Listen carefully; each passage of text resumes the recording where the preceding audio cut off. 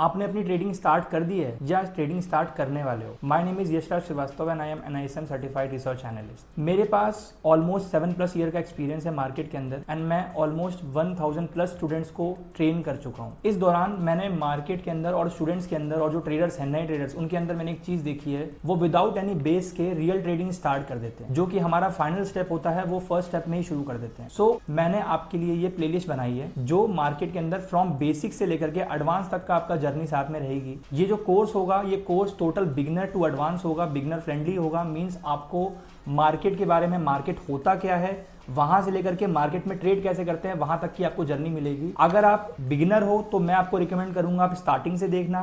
अगर आप ऑलरेडी कुछ चीजें सीख चुके हो तो उस टाइटल के हिसाब से उसके बाद कैरी फॉरवर्ड कर लेना। तो चलिए शुरू करते हैं। Hello and welcome. ये हमारी सेकंड वीडियो है हमारे प्लेलिस्ट की जिसमें हम ट्रेडिंग सीख रहे हैं फ्रॉम बेसिक टू एडवांस। हम डिस्कशन पे और आगे बढ़ते हैं। शेयर क्या होता है?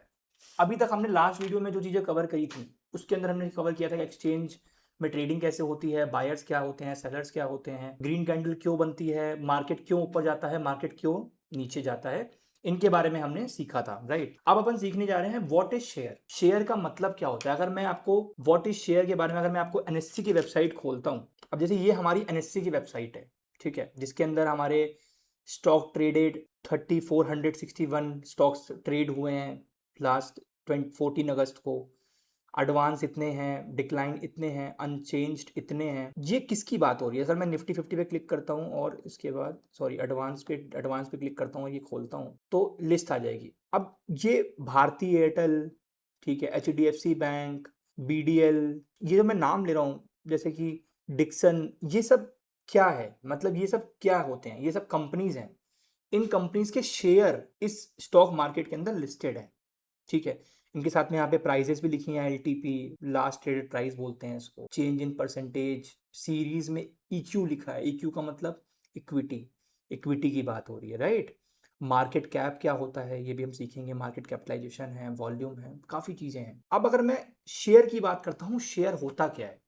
बहुत लोगों को डाउट होता है कि शेयर अलग होता है, कंपनी अलग होती है, शेयर का मतलब अलग होता है, कंपनी का मतलब अलग होता है, कंपनी और शेयर के बीच में कोई कोऑर्डिनेशन नहीं होता है। उन सबको आज हम क्लियर करेंगे। सबसे पहली चीज है, अगर मैं फॉर एग्जांपल मेरे पास सिर्फ और सिर्फ 1500 रुपीज पड़े हैं, या फिर चलो मेरे पास सिर्फ और सिर्फ 1320 रुपीज पड़े हैं, और मैंने वो 1320 रुपीज से रिलायंस का सिर्फ ये एक पीस, यहीं पे सिर्फ एक स्टॉक मैंने बाय कर लिया, तो क्या मैं कंपनी का ओनर बन जाऊंगा क्या? हाँ, आप कंपनी के ओनर बन जाओगे। आप इक्विटी खरीदते ही कंपनी के ओनर बन जाते हो। ऑब्वियसली बहुत बहुत बहुत बहुत पॉइंट पॉइंट पॉइंट पॉइंट 1% के आप, या 0.00001% के आप छोटे से, बहुत छोटे से ओनर बनोगे, बट ओनर बन जाओगे। तो मींस इसका मतलब क्या हुआ? इक्विटी का मतलब हुआ एसेट। जैसे कि हम क्या करते हैं, लोगों के पास इन्वेस्टमेंट अपॉर्चुनिटीज क्या होती हैं? एसेट्स, प्रॉपर्टीज, प्लॉट्स, बाकी चीजें होती हैं करने को, ज्वेलरीज, गोल्ड, और उसी के बराबर हमारे होते हैं शेयर्स।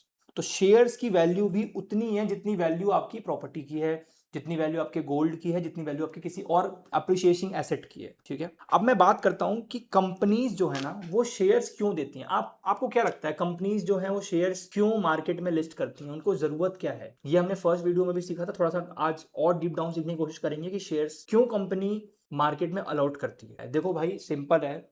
अगर अभी रिलायंस को या फिर किसी को, मैं और बात, मान लो भारती एयरटेल को, अगर अभी भारती एयरटेल को पैसे कहीं लगाने हैं, फॉर एग्जांपल भारती एयरटेल को ऑस्ट्रेलिया में अपने बिजनेस को एनहेंस करना है, या फिर इंडिया के अंदर ही भारती एयरटेल को अपने और मल्टीपल टावर्स लगाने हैं जहां पे एक एक पॉइंट पे नेटवर्क मिले, तो वो पैसा कहां से आएगा? वो पैसा कहां से आएगा?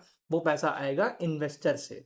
वो या तो लोन ले सकते हैं, लोन भी ले सकते हैं, बिल्कुल लोन भी ले सकते हैं, या तो किससे ले सकते हैं? वो इन्वेस्टर से पैसा। इन्वेस्टर जो है वो पैसा क्यों देगा इनको? ऑब्वियसली उनके न्यूज को पढ़ के, या फिर चार्ट को देख करके कि चार्ट में क्या हो रहा है, न्यूज पे क्या हो रहा है, और चीजों के बारे में सीख करके, उनको देख करके वो पैसा लगाता है इन्वेस्टर। राइट, वो कभी भी नाम के बेसिस पे पैसा नहीं लगा सकता, और कभी भी जो नाम के बेसिस पे पैसा लगा रहे हैं ना, वो भाई वो गैम्बलिंग कर रहे हैं।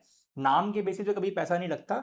जो पैसा लगता है ना, वो सिर्फ और सिर्फ कंपनीज की चीजें देख करके, लाइक बैलेंस शीट, उसके बाद चार्ट, मल्टीपल चीजें होती है देखने के लिए। अब मान लो मैंने भारती एयरटेल का 100 स्टॉक्स खरीद लिए, मैंने भारती एयरटेल के 100 स्टॉक्स खरीद लिए। अब मुझे ओनरशिप मिल गई, मैं कंपनी का ओनरशिप में आ गया, मैं शेयर होल्डर कंपनी का बन चुका। अब फॉर एग्जांपल आप रियल एस्टेट में जब इन्वेस्टर बनते हो, आप जब रियल एस्टेट में पैसे को इन्वेस्ट करते हो, किसी लैंड में जब पैसे को इन्वेस्ट करते हो, तो आपको सबसे पहले चीजें क्या मिलती हैं जो जो आपको तुरंत खरीदते ही हो जाती हैं कि आप उससे एक रेकरिंग इनकम निकाल सकते हो थ्रू बिल्डिंग। मान लो आपने प्लॉट खरीदा, उसमें आपने बिल्डिंग बनाई, आपने उसे रेंट दिया, रेंट देने के बाद आपको उससे एक अर्निंग होने लग गई। सेकंड क्या हो सकता है, आपके पास ओनरशिप हो गए, आप वहां के लैंडलॉर्ड हो गए। कल को वो 2 साल 4 साल बाद जब वो प्रॉपर्टी ग्रो करेगी, वहां के एटमॉस्फेयर, वहां के इकोसिस्टम और ज्यादा ग्रो करेगा, तो आपकी उसकी अप्रिसिएशन मिलेगी। आप उस प्रॉपर्टी के बेसिस पे आप लोन ले सकते हो। यही सब मल्टीपल चीजें हो सकती है, और भी चीजें हो सकता है। तो अगर मैं कुछ भूल रहा हूं तो प्लीज आप कमेंट करना। शेयर के अंदर भी ये सब चीजें होती हैं। शेयर के पास क्या क्या होता है, जो शेयर होल्डर होता है उसके पास क्या क्या अपॉर्चुनिटीज होती है भाई, मैं आपको लिख देता हूं ताकि आप अपने नोट्स में लिख लेना। जो भी शेयर होल्डर होता है किसी भी स्टॉक का, उसके पास सबसे फर्स्ट चीज आती है ओनरशिप। ऑब्वियसली राइटिंग थोड़ी सी प्लीज उसको टैकल कर लेना। ओनरशिप मैं बोल रहा हूं, आप उसको लिख लेना। वोटिंग राइट्स क्या होता है भाई, सीखेंगे।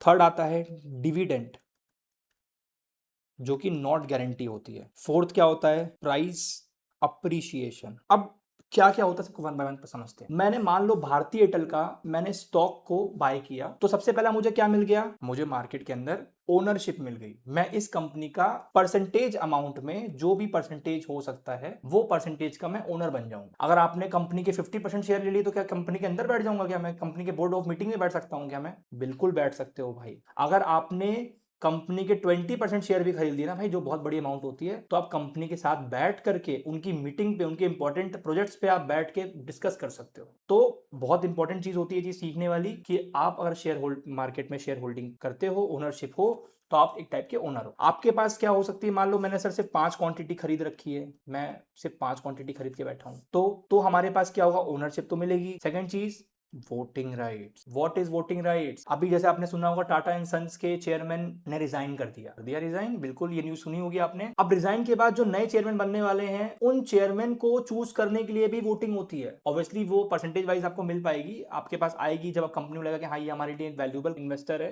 तो आएगी। वैसे तो ज्यादातर लोगों को आ जाती है, तो आएगी। या फिर कंपनी में कोई इंपॉर्टेंट डिसीजन लेने वाली है, या फिर डिविडेंड के बारे में बात करूंगा, तो डिविडेंड के टाइम पे भी आपको वोटिंग राइट्स मिलते हैं कि डिविडेंड लेना है कि नहीं लेना है। लोग बाग छोड़ देते हैं, बट करने वाले करते हैं वोटिंग। ठीक है, वोटिंग का मतलब ये होता है कि कंपनी जो भी डिसीजन लेगी वो यस और नो में आपको बताना होगा। अगर आपने यस किया और number of percentage of person लोगों ने यस किया है, तो वो चीज होगी। ठीक है, फिर आता है डिविडेंड। डिविडेंड क्या होता है, डिविडेंड की मैं बात करने से पहले अगर मान लो मैं कंपनी की बात करता हूँ, तो एनएससी का वेबसाइट, चलो कोई नहीं, एनएससी वेबसाइट पे देख लेते हैं। अब जैसे ये देख लो, ये मेरा ईयरली का टाइम फ्रेम का डेटा है। अब जैसे मैं आपको दिखाता हूँ फॉर एग्जांपल के लिए, ये मेरा है 52 week high and 52 week low. क्या होता है 52 वीक हाई का मतलब ये होता है 52 वीक्स के अंदर मार्केट में सबसे लोएस्ट प्राइस क्या थी और सबसे हाईएस्ट प्राइस क्या थी 52 वीक लो के पास, है ना। तो मान लेते हैं कंपनी ने, किसी ने 1740 रुपीज पे किसी ने बाय किया था, 1740 रुपीज में किसी ने बाय किया था, यहां कहीं किसी ने बाय किया था इस प्राइस पे, और यहां तक कंपनी आ गई ऊपर, मींस 2000 के आसपास मार्केट आ गई, मींस ऑलमोस्ट मोटा माटी 300 रुपए के आसपास का मार्केट में प्रॉफिट होने लग गया, मींस कंपनी के अंदर प्रॉफिट हुआ। तो अब कंपनी का पैसा आ गया, कंपनी प्रॉफिट कर ली, कंपनी ने 2000 करोड़ के प्रॉफिट कर लिए। तो अब कंपनी के पास ना ऑप्शन होता है कि वो अपने उस प्रॉफिट को बड़े प्रोजेक्ट में इन्वेस्ट करे, या फिर वो प्रॉफिट को वो अपने शेयर होल्डर्स में बांट दे। तो कुछ कुछ कंपनीज हैं, गवर्नमेंट कंपनीज, जो शेयर होल्डिंग में डिविडेंड देती हैं। डिविडेंड के लिए वैसे कोई शेयर पार्टनर ट्रेड नहीं करता, वो जिसके लिए करता है मैं बताता हूं अभी। तो डिविडेंड का मतलब ये हुआ कि कंपनी अपने प्रॉफिट्स को शेयर करती है शेयर होल्डर्स में, जितने परसेंटेज का वो ओनर होता है, उतने परसेंटेज के हिसाब से उसको, ओनरशिप के हिसाब से उसको उतना डिविडेंड मिलता है। मान लो अगर आपने एक क्वांटिटी बाय कर रखी है, तो आपको एक के हिसाब से जो भी उसका 10-1 रुपए जो बनेगा वो आपको मिल जाएगा। इसको बोलते हैं डिविडेंड, मतलब प्रॉफिट कंपनी करी तो प्रॉफिट के बेसिस पे डिविडेंड मिला है। बट ये चीज फिक्स नहीं होती है, ये चीज तभी होती है जब कंपनी प्रॉफिट करती है। हर कंपनी का अलग है, कोई 3 मंथ में, कोई 6 मंथ में, कोई ईयरली बेसिस पे अपना डिविडेंड निकालती है। अब बेसिकली मार्केट के अंदर, शेयर के अंदर जो शेयर होल्डर होते हैं वो इन्वेस्ट करते क्यों है, क्यों वो लैंड में इन्वेस्ट नहीं करके वो शेयर में इन्वेस्ट करते हैं? उसका सबसे बड़ा रीजन ये है भाई, price appreciation. What is price appreciation? Price appreciation का मीनिंग ये है कि मान लो मुझे दिख रहा है ये वीकली टाइम फ्रेम पे ये मेरा एक बहुत अच्छा लेवल है, और मार्केट जब भी इस प्राइस पे आता है तो मुझे एक अच्छा मूवमेंट, मुझे अच्छा मूव प्रोवाइड देता है, ठीक है।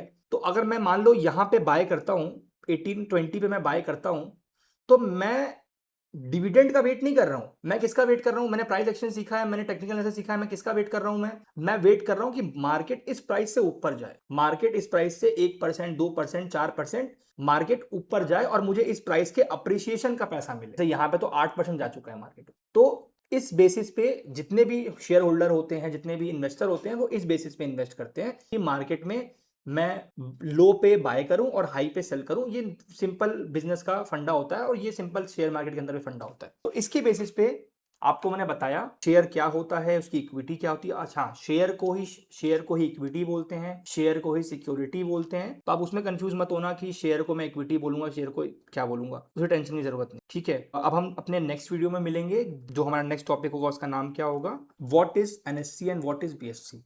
एनएससी बीएससी क्या होता है, मतलब अभी तक हमने क्या सीखा? हमने सीखा स्टॉक मार्केट क्या होता है, शेयर्स क्या होते हैं। अब आता है एनएससी बीएससी क्या होते हैं, जो उन चीज़ों को रेगुलेट करते हैं, उनके बारे में हम सीखेंगे, ठीक है। तो नेक्स्ट वीडियो में हम उनके बारे में सीखेंगे। और प्लीज़ आप हमारे इस चैनल को subscribe, like, share and follow करिएगा। हमारे इंस्टाग्राम हैंडल हमारे डिस्क्रिप्शन में आपको मिल जाएगा, आप उस पर फॉलो कर सकते हैं। मेरे से पर्सनली जुड़ना है तो मैं इंस्टाग्राम पे सारी चीज़ें डालता हूँ, आप उस पर भी जुड़ सकते हैं।